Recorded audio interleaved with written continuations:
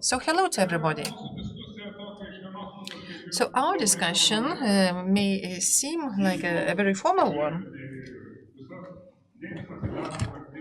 if we took a look at a number of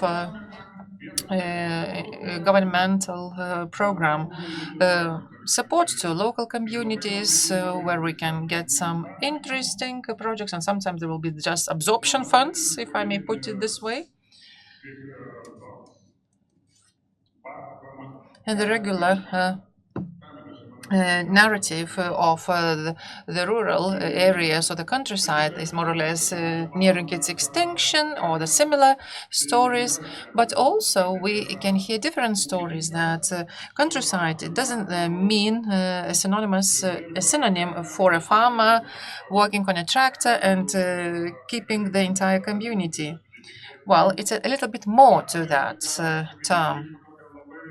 I would even say that there is some sort of a very interesting process that we have not fully comprehended. In some of the regions, salary levels in agriculture may be sometimes even higher than the public authorities. So some of the residents there do not want to build a business of their own. They just want to find somewhere a well-paid job, and that's it.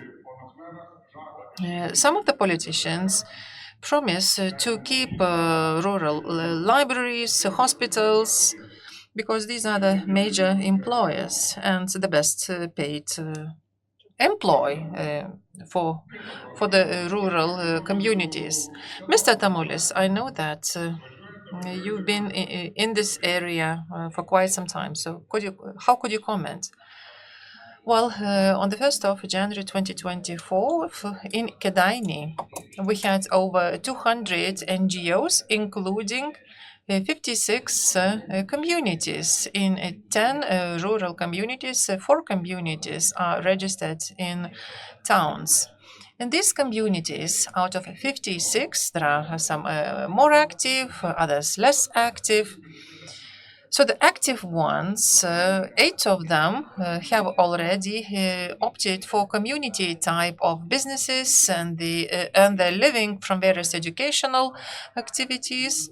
And I remember where did it all start. I remember that communities were using project funding in order to improve their community centers, in order to install their training facilities. But I think that we all agree here, there is a common knowledge that the population is aging, rural population is aging, and therefore there are very few active residents in rural communities. In the center of rural areas, these are the very same active busybodies who are building up all the initiatives, and then the entire community uses the benefits of their activities. And where you're referring hospital, library, and school as being the best employers in rural, well, I would say that the birth rate is exceeded by the death rate almost twice.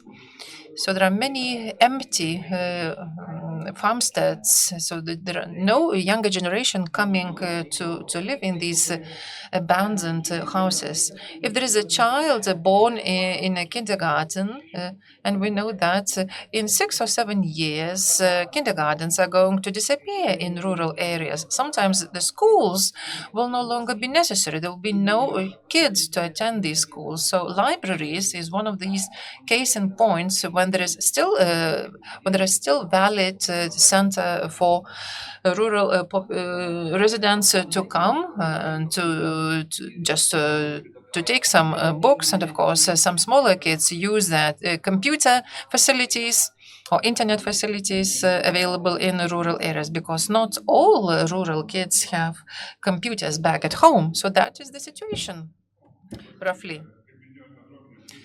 Well, you mentioned that communities are changing. In the past, there were project-based activities in rural areas. So what is the current trend? Eight communities have decided to develop community-based businesses. They offer some educational type of services, and we have a Krake Community Center, for instance, which is fully booked even after the New Year's. Yeah, because they run two educational programs which prove to be very successful. And there are many from other regions coming from all across Lithuania, and the community is earning a decent livelihood, and then they can live on that, and they can also generate new projects. Raimondas, over to you. Um, Regions or rural area or agriculture. Could we say, could we put an equation mark between these concepts? Or is it a farmer who is the backbone of the community, or it's no longer the case? I think in the most remote villages, indeed, it is the case where a farmer is the major employer in that region, and therefore he is the main supporter of that community. If there is a larger community, then the farmer could also be the project promoter in that community. And it all depends on the possibilities of building businesses in that rural area, and I mean other types of businesses. There are organizers of alternative businesses who are the very same farmers, and they're looking for alternative ways of maintaining their families.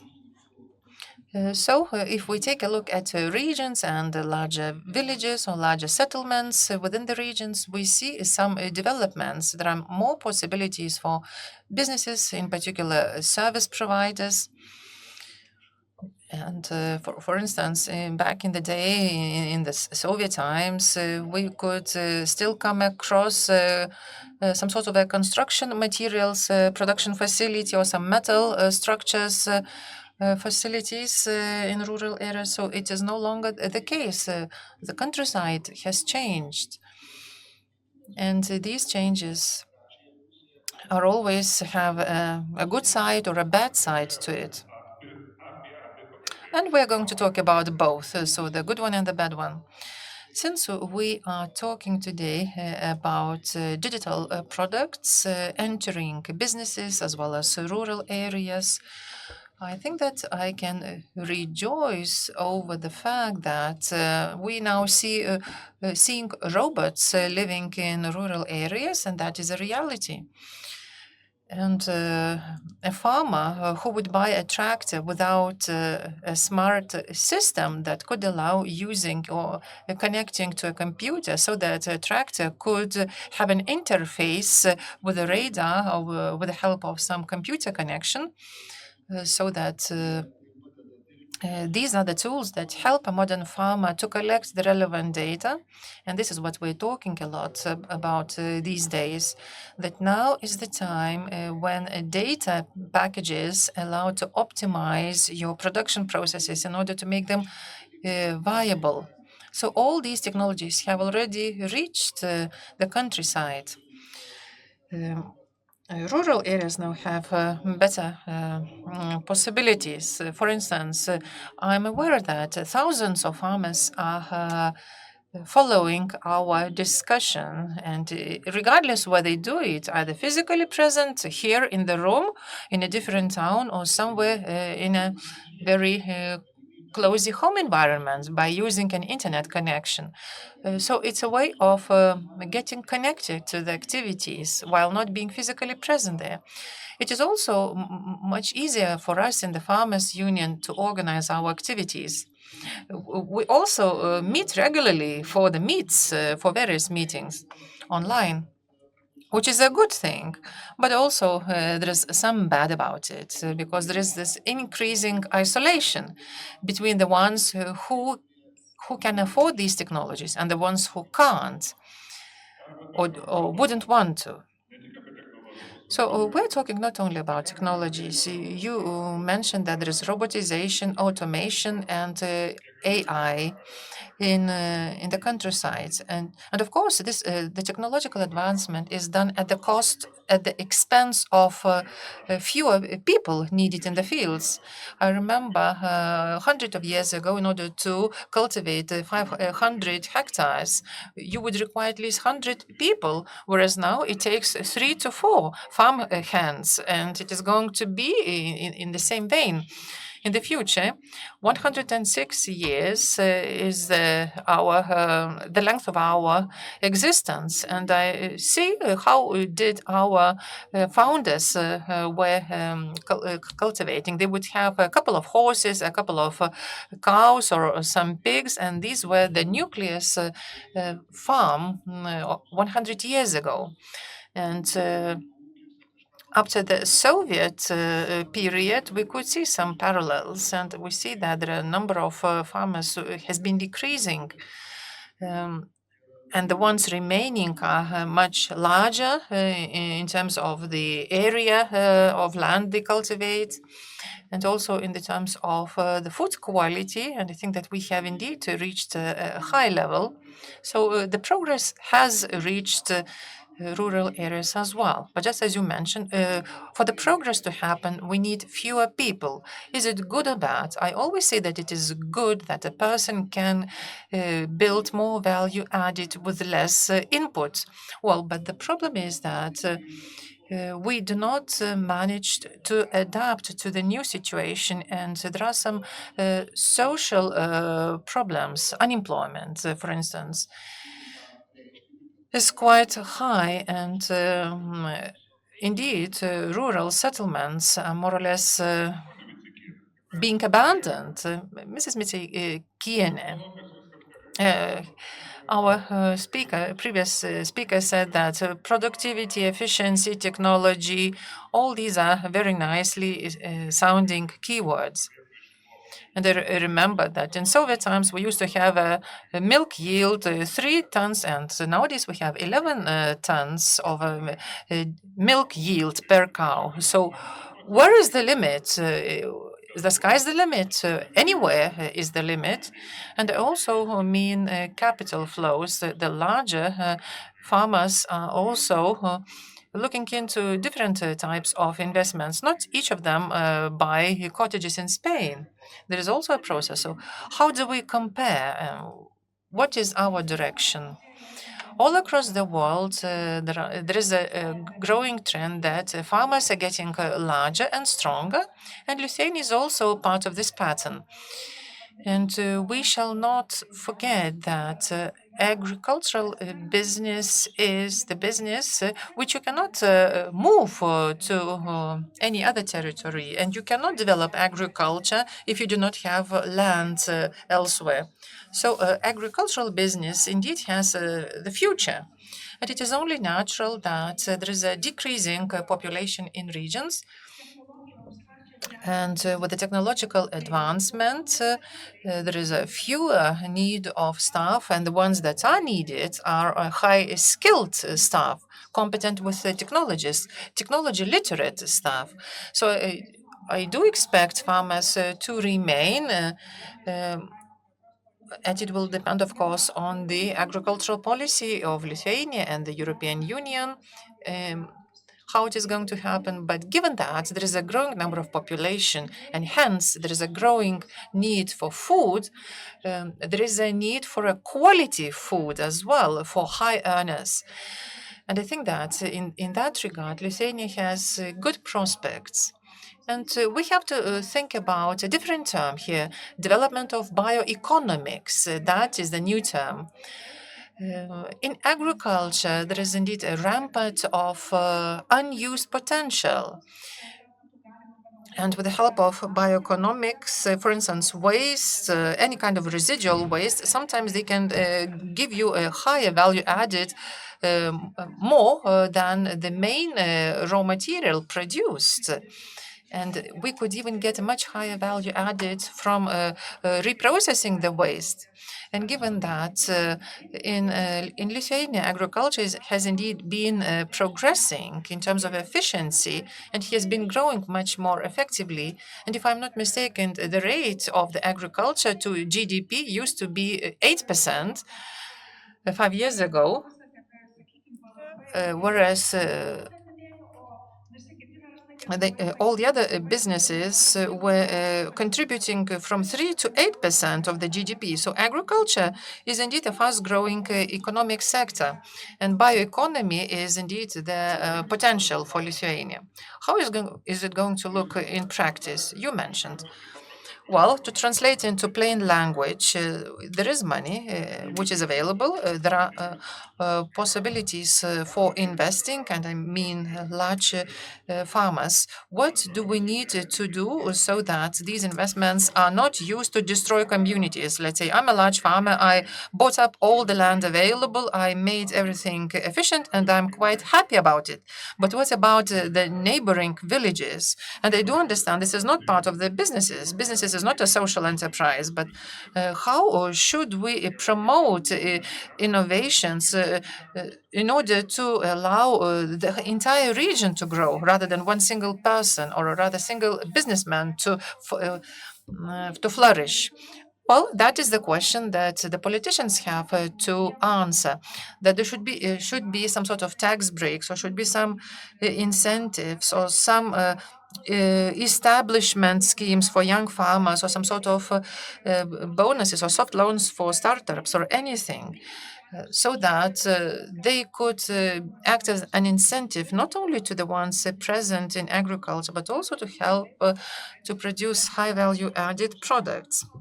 And let us see what the Green Deal initiative brings about in Europe in terms of organic farming, innovative and biodynamic products. And by this, I refer to high value products. There is a growing demand for such products. And I think that that is up to the government to have its regional policy to promote not only the primary production, but also the high value added production. Whereas nowadays in Lithuania, roughly a quarter of all value added is exported as raw material. So we do need to introduce some measures to stop exports of raw materials, because not a single country which is an exporter of raw material has ever been rich. Only high value added products can make a country rich. So let us take a look what was taking place in Lithuania over all the recent crises. And these were agricultural exports which helped us to keep ourselves afloat. Nowadays, that we can use technologies, we can use biopharmacy, biotechnologies, various biodynamic products. This is the future, and we shall not doling out all these, social benefits and support to the farmers who are not contributing to high value added production. Allow me to remind you that all that you have mentioned is starting from biomethane tractor to individual products, and then this may also lead to bankruptcy. There are tens of thousands of million euros. Every single farmer can get up to 10 euros per every single hectare, and every farmer gets various incentives from the state. Should we instead change our perspective? Well, I really disagree with the fact that we should export raw material. It means that the farmer produces the product and it is being exported. But from the state point of view, this is not right. A raw material as such doesn't help to promote further employment, doesn't contribute to becoming, to upscaling our ambition to become a high value added, let's say, service provider. For instance, we can take one example, fintech businesses. How many of them are still active? All these type of service providers, especially the ones which provide services online, today they're in Lithuania, next day they are in America. Whereas if we're not going to promote the reprocessing of the raw materials, given that we're not a country rich in natural resources, but we do have agricultural products, we shall process whatever we can from forestry, from agriculture, from fishery, and then we could have a very stable and resilient Lithuania. Mr. Zubavičian, let us talk about entrepreneurship. Uh, Regions, Vilnius region, Kaunas region, and Klaipėda, and then all the rest of Lithuania. What's the difference between these regions, among these regions? There were some good keywords of the previous speakers in their interventions. And I was wondering, how shall I start my intervention? Well, first of all, a person who chooses to work at a library, and you mentioned, why should I develop a certain business if I can indeed sit very comfortably and the entire life as a librarian? And then the mayor said that there are some communities who are not doing some nice things for the very fact of doing nice things, but they started earning their livelihoods from educational activities. So where am I leading to with these examples? When it comes to entrepreneurship, I like very much the so-called entrepreneurship, and of course, uh, well, in Lithuanian, it's the same synonymous. It's either business-like or entrepreneurship. So where I was heading to with using these entrepreneurial possibilities, when we're talking about entrepreneurial competence, we should promote it regardless the region, Vilnius, Kaunas, or Klaipėda. When we're talking about upskilling or reskilling or reskilling, we always have to bear in mind where these competencies are lacking the most, and we shall invest there the most while moving a few steps ahead as well. It is important to see what the communities are doing. Some of them started creating something that they can sell. We've been working quite a lot about social innovations and promotion of social innovations. And they are quite relevant in order to deal with such challenges as aging or caring for the aging generation. And we shall not forget that we're not living in an island. We're talking about the things that are in regions, and these are the problems of all the people. We're always hear these encouragement, oh, bring up innovations, and we will then think about them. Well, whatever, startup, fintech, or whatever. And then I always decide, let us decide what we call an innovation. And this is a very important element. Some may think that innovation is a nice looking bubble which is going to land upon us, and this is how we are going to get innovation. I think that a synergy between what we understand, how much we need to invest into entrepreneurial competence building, into upskilling of our young generation so that they can build resilient communities or regions or states. And it all starts from a human level and then moving upwards to the company level, region, and up until the state level. Um, are the innovations being built by people who are afraid of making mistakes? Well, I'm wondering if Maya is bold enough to say that now, I have a project. I'm not sure about its success. I'm not sure if it is going to bring a lot of additional value, but I still need to think because innovation is a way of trial and error.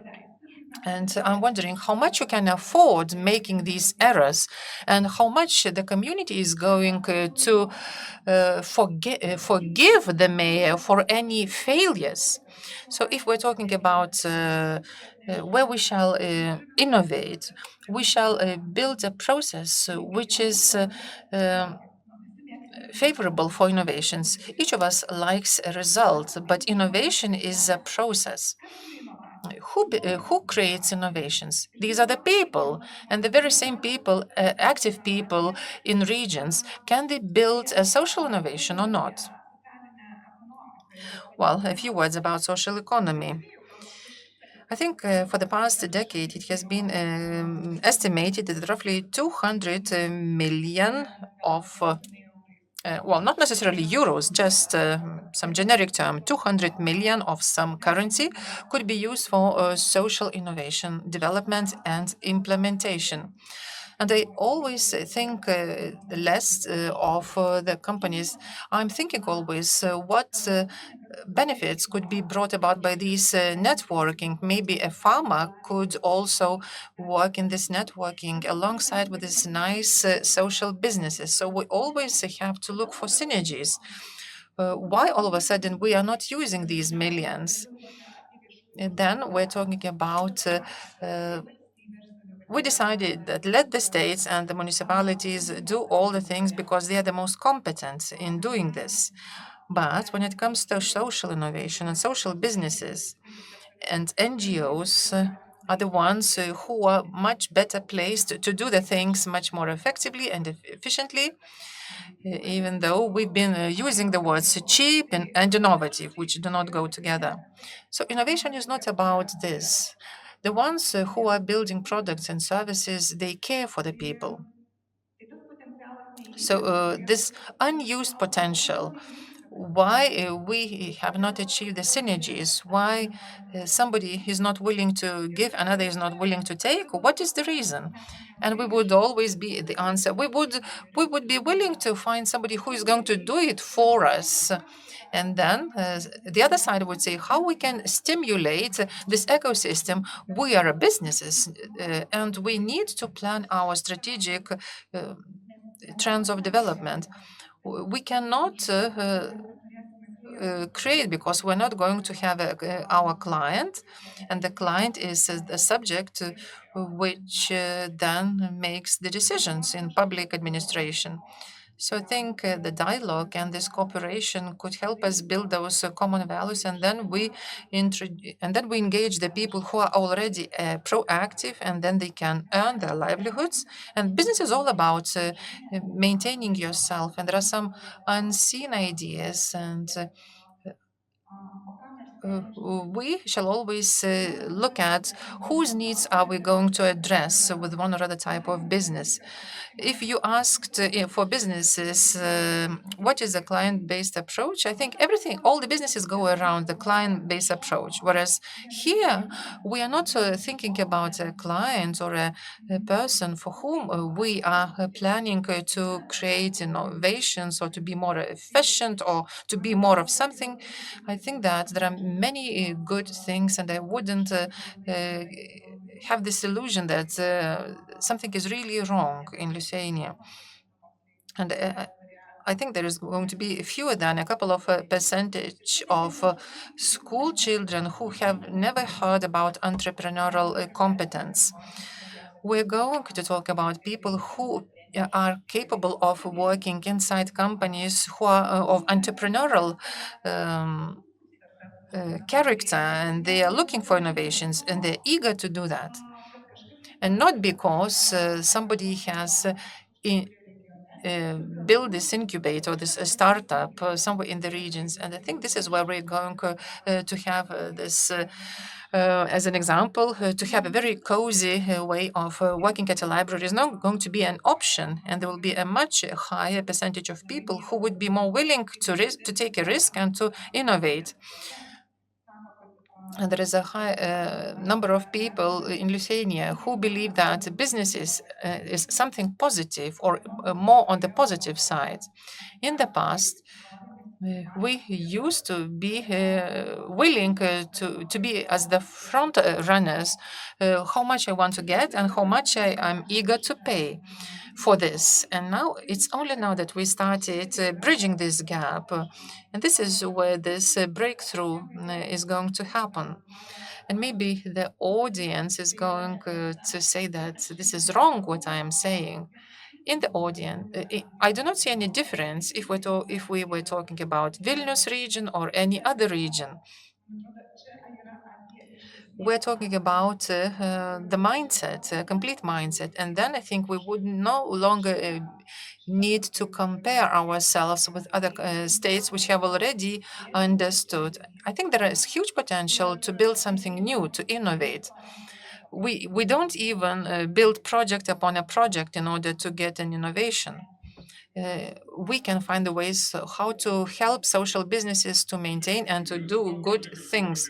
You've been talking quite a lot that there are no regional disparities, such as social innovation, etc. Let us take Vilnius region, for instance. A person may require 20 minutes to reach our event. He met 20 people live. He met some corporate CEOs. And maybe he has done some networking, maybe he has found some new contacts. Whereas a person watching us online, he's not going to visit us. And there is a competitive difference between these two. Can we change anything about it? I think that a person from Lazdije who could easily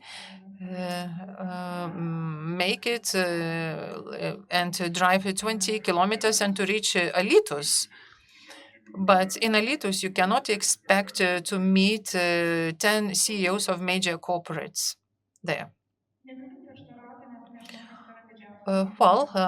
I cannot say. And is it really, do you really need those top of the top? Sometimes it is worthwhile meeting just one or two persons and just to see what kind of synergies you can build from your businesses. I do agree that the capital region, there is a region which offers the most of possibilities, but let me go back to where I started from. In order to be able to look for innovations, I need to be rich in ideas myself, because if there is no this initial step of search, we can just as well bring 100 of major corporate CEOs, and you're not going to get any takeaways from that meeting. If you have no ideas yourself, maybe I'm wrong, but that's my idea. Kėdainiai. Let's go to Kėdainiai. Fertile land, farmers, communities, uh, and other groups. So isn't that you have the central Kėdainiai and all the rest? No, I think that Kėdainiai has always been known as an agricultural country, but it is also an industrial city. Yes, indeed, we enjoy fertile land, fertile soil, but on the other hand, we have very strong farmers. They are working on hundreds of hectares of land. I was bred and born in Kėdainiai region, and I have seen with my own very eyes how the agriculture has changed over time, how it became more modern, how the equipment has changed. Now, well, a lot of different technologies, new technologies are being used. Kėdainiai is also a horticultural region.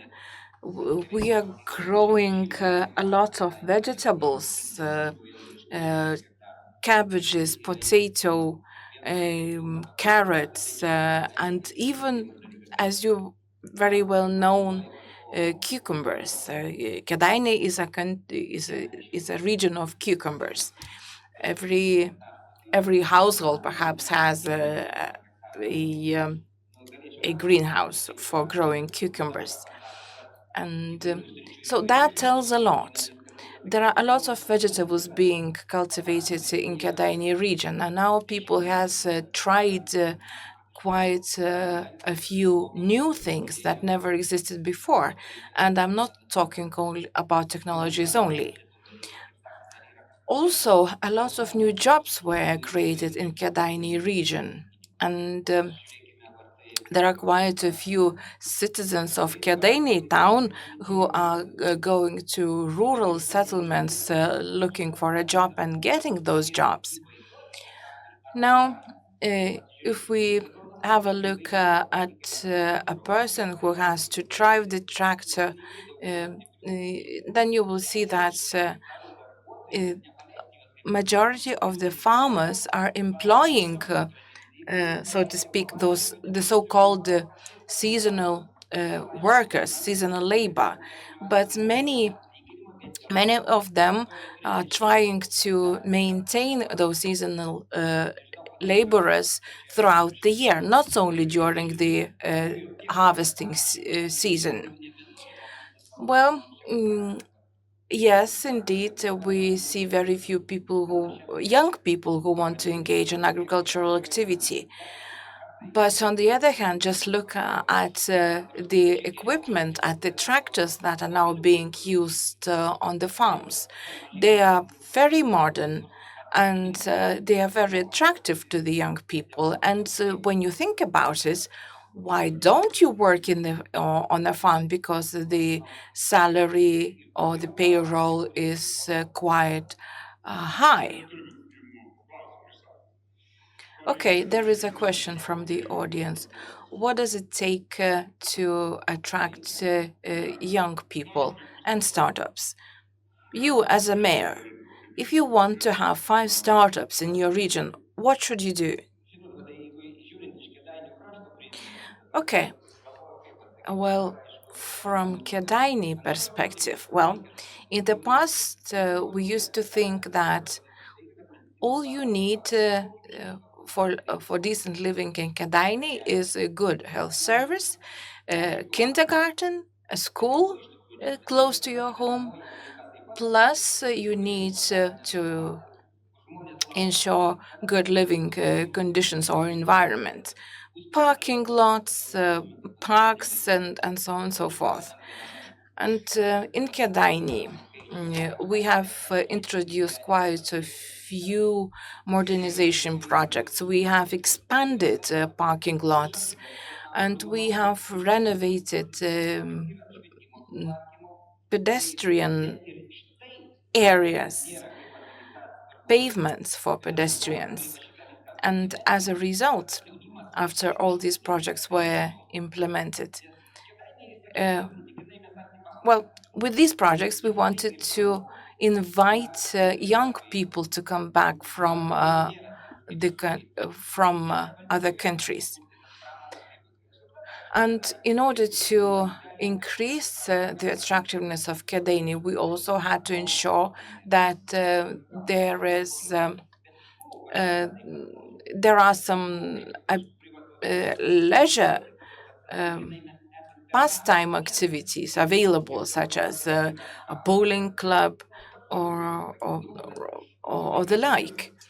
Well, uh, Kėdainiai is rather close to Kaunas, the second largest city of Lithuania. And Kaunas has a lot of big shopping centers, and it is very easy to get in the car and go to Kaunas. But on the other hand, we are trying to make uh, life comfortable in Kėdainiai. We are still planning to build a swimming pool. Well, some people may say that it is not necessary, but well, just think about it. We already have 2 swimming pools, but if we build a new modern swimming pool, I think it will retain the citizens of Kėdainiai from commuting to Kaunas just to go to a swimming pool. And when you calculate how much, or when you estimate the funds that you need for that new swimming pool, well, yes, that brings some second thoughts. But one way or another, we are trying to make life comfortable in Kadaini by all means that we can. Okay, so how can we make young people understand that the future lies in the rural area, not in the city? Well, Perhaps education alone will not suffice. We need to work on the image of regions and rural areas. Our agricultural academy and Vytautas Magnus University, we were always promoting the use of technologies for the creation of the image.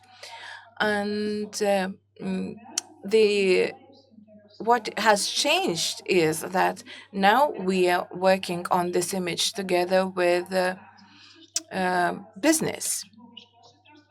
It wasn't like that before. Now we understood, agricultural businesses understood that you need to invest into education if you want to secure labor or good qualified employees for your company in the future. And I do believe mm, that there will be more qualified specialists in all regions, but I'm not naive and I don't think that there will be ever enough of those qualified labor force. And now we see the situation that businesses are looking for uh, potential employees among the students from the very first year of the university. Meanwhile, both the academy and the university takes students to the agricultural uh, mm, mm, companies to show that working in an agricultural company is possible and even profitable. So, there is another problem. The problem is the lack of teaching staff at the regional schools. The problem is the quality of education in regional schools. The graduates from regional schools, they are not as well prepared to for studies in higher institutions as the graduates from the city schools. So we need to make it to solve this. We need to address this problem. Well, the mayor said quality of life. There must be a kindergarten, a school, maybe a swimming pool, and that would be enough. Or should we tell the society that the quality of life is there? So please move to the region uh, and help us to retain the schools and the regions. Well, in some areas, you might at least partially solve the problem uh, by this means, but that cannot go alone. That will not be sufficient. We need to develop further the regional infrastructure. The problem is complex, is of complex nature. And the question is, where do we start? Do we create infrastructure and that will bring along all the schools? Or do we start transporting students to schools in the cities and strengthen the cities, thus also weakening the regions? So we need to decide on that, and we shouldn't forget also competition. There is a competition between the cities and rural areas, so let's think about that. How to deal with that? Okay, the programs, technological programs, are um, for large agricultural companies who are technologically advanced agricultural companies. How to bring innovations to less technologically advanced companies? Well, there is only so much you can do about changing the trends. There was a question how we are different from America. We are different from America, from the USA, because the level of innovation in the USA is higher. Yet, despite us lagging behind, I think we are still striving to reach the US level, not the level of Nigeria. Now, how about those small agricultural companies? Are they doomed? Well, there are two, maybe three possibilities for them to survive and keep afloat. One opportunity is for them to just mm, become larger and expand. And another opportunity is to look for the niches in the economy and perhaps offer some products or services that are not offered by large companies. And if the third opportunity, if you want to compete with large companies, you need to cooperate, join your forces together. These are the three options that are available for small farms. Okay, well, in the rural area, in the village, education quality is poor. There is no leisure pastime activity opportunities. So why should a young, innovative person go to the region and create and live there? And I'm talking about in general about business. Why should I go to the rural area and start business there? I'm not necessarily talking about agricultural business. Then my question would be, and why not? Uh, there might be some barriers. Maybe not everything is as good as it looks like. And there are certain questions. What should I do when I face the reality? Then another thing is the access to capital or to some funding is important. And finally, one more important aspect is. Well, we were talking from different aspects. I mean, we're talking about startups, we're talking about spin offs, and we, willingly or not, go back to small businesses which are contributing to the creation of added value, and they are the engine of our economy. But there are some strategic choices to be made, and those strategic choices are sometimes are made on the governmental level, and they determine then our decisions. So, should we focus only on certain segments, or should we provide incentives to everyone? And it seems to me that giving incentives to everyone is the prevailing decision. But that basically doesn't help to crystallize or to uh, identify the ultimate goal that we are striving at. We are spending our efforts very on a very broad group of population, but then we cannot say what, or we cannot see what is the ultimate goal and how we are helping each individual person. Okay, I think that starting business, there are plenty of opportunities to start a business. There is a lot of information on how to start a business. It doesn't matter where do you live, in Vilnius or any other region or even village. It is not true that you cannot networking is not available on in rural areas or in the regions. That cooperation is not possible on the regional level. Everything is possible. And I just have to make one single call, or just to make the first step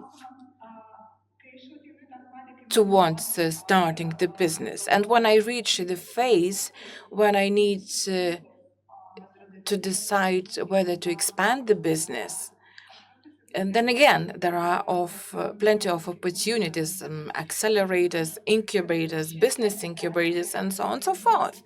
And sometimes I think to myself that I was born too early, because all these opportunities never existed when I started my activity. And the only thing that you need to have in order to start a business is motivation and perseverance. You shouldn't think, or you shouldn't limit your market within your village or within your town, small town. If you are an entrepreneur, you will ex- s- you will see other opportunities in larger markets. Your markets will become larger.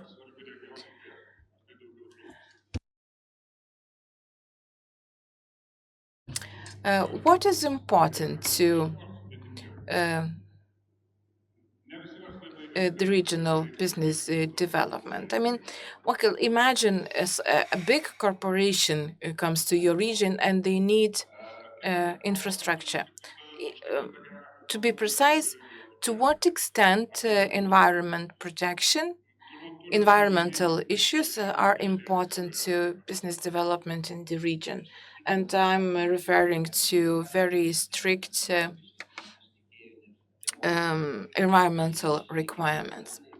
Well, before I answer your question, I would like to come back to, or to continue the idea of Professor Miteikiene. Well, I do agree with what you said, and about the lack of teaching staff. And I asked, well, we made a survey. Basically, the situation is such that within 3 or 5 years, we will run out of teachers in schools. Yes, we wanted to make the teachers' profession a prestigious one, a reputable one, but it seems that we are failing with every year. So the question is, how should I attract teachers to a regional school? And I think this is an issue that is to be addressed on a national or governmental level. At the beginning of October, we celebrated a Teachers' Day. And I visited one school, and I even gave a lecture, or actually conducted a lesson in one of the schools. And I asked how many of you would like to become teachers. And there were a few students who raised their hands. But the teacher told me, with come after 1 year, or when those girls will be in grade 5 or 6, and ask the same question, and you will see how many of them would still be willing to become teachers. So, to me, this is a very clear signal. In Lithuania, uh, we tend to make it stricter than in the other states, don't you think? We are making requirements for farmers more strict. And I often do get a question why all the requirements in Lithuania are more strict than in other countries. And I don't think that this is true about the environmental area only. I think that we should be more flexible with our government policies. But I don't have an answer to that question. Maybe we should replace all the functionaries. Uh, we have 460 students and 30,000 teachers or teaching staff. So one per four or five students, one teacher for four or five students. Why? Do you have an explanation to that? And I'm addressing Professor Mitikiana. Never heard of that statistics. And what do you? No, well, when I'm saying teaching staff, I mean everybody, teachers, school keepers, housekeepers, and so on. Those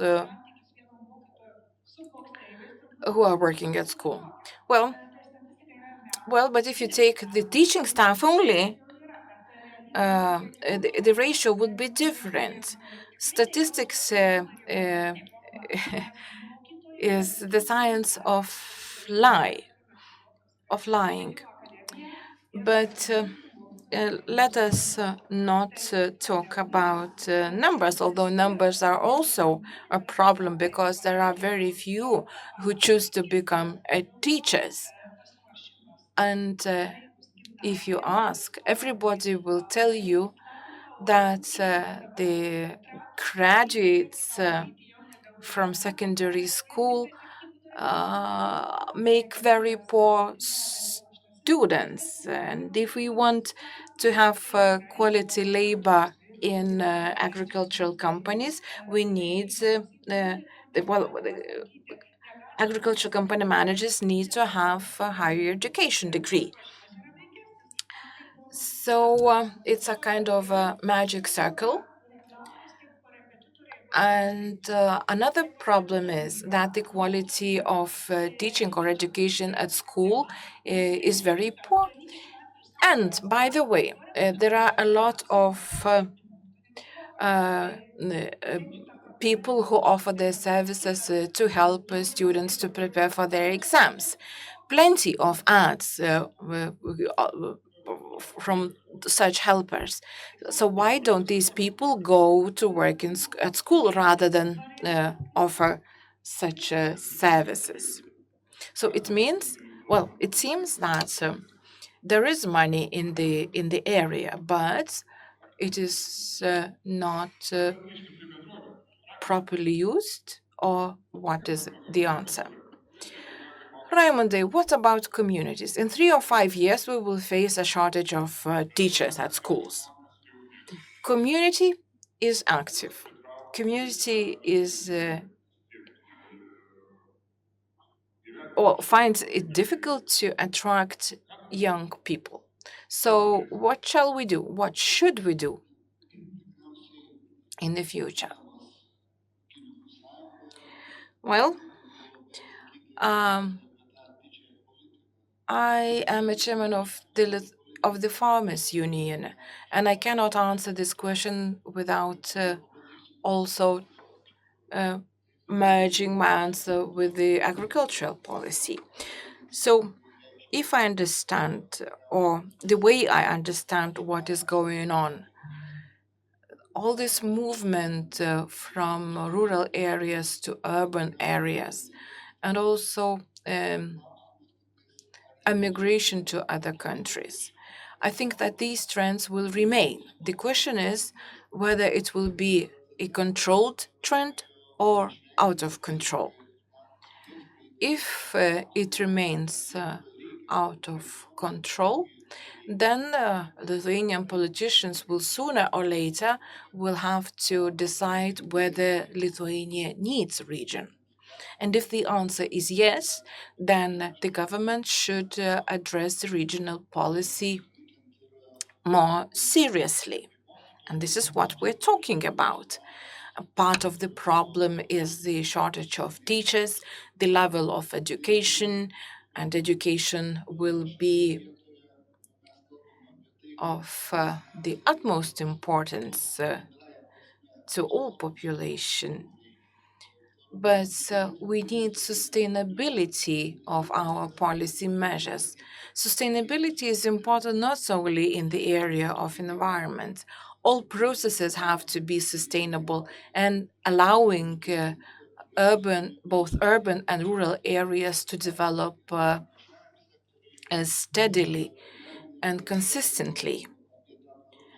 And uh, we talk about sustainability a lot these days. If we fail to balance or to find the right balance between the different political tasks, then we will not be able to raise the budget or to have the budget for all the environmental projects. So again, uh, everything is dependable on one another. Mr. Zamulis, the government policies, regional policies, are they working? Are they effective? Or people just come, collect bonuses, and leave? Well, I don't think there are good policy measures for regions, or for example, for the young families. What a young family needs is accommodation, dwelling, and the support that is offered by the government. I mean, yes, they are available, but to get that support, you need to work a lot. It is next to impossible, or basically, it discourages asking for a loan or any other support mm, from the government. I think that we should change the mm, perspective, how the government addresses the problems of young families. In our region, in Kadaini, even renting of apartment for young families is problematic. It is no secret that in terms of leisure and pastime activities, Kadaini as a town has something to offer. We have a basketball team, uh, uh,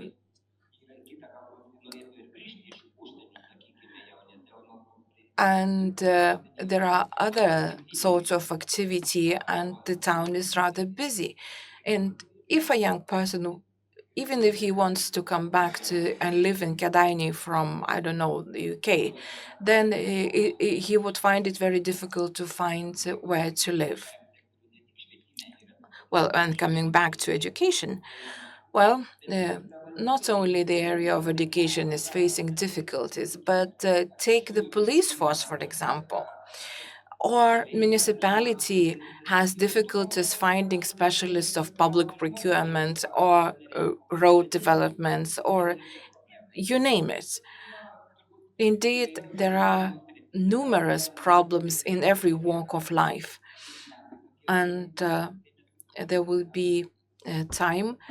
There will come a time so when these problems will further exacerbate, unfortunately. And to finish this discussion, okay, problems all around in the regions.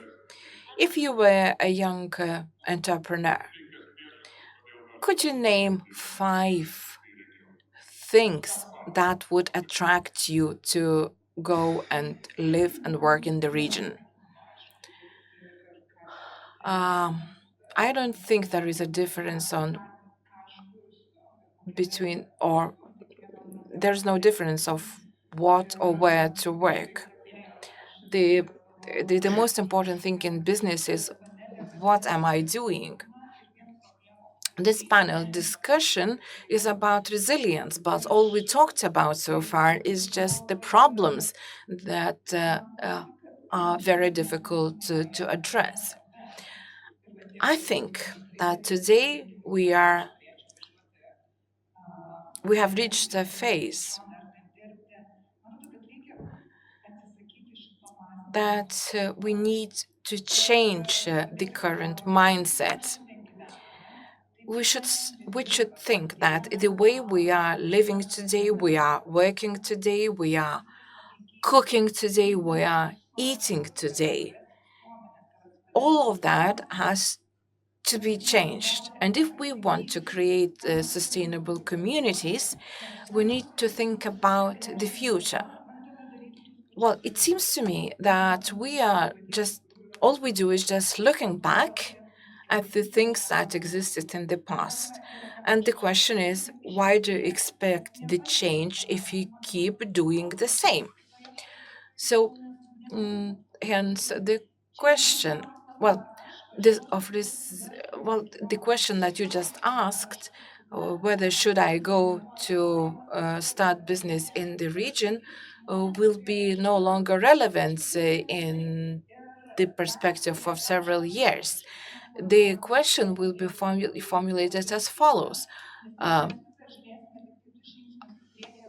what am I going to do, what my business will be all about, no matter where I start this business. But the main point is that we need to change the mindset, because indeed, listening to all these problems, it is very difficult to decide how to prioritize them and which should be addressed first. To me, number one thing is security.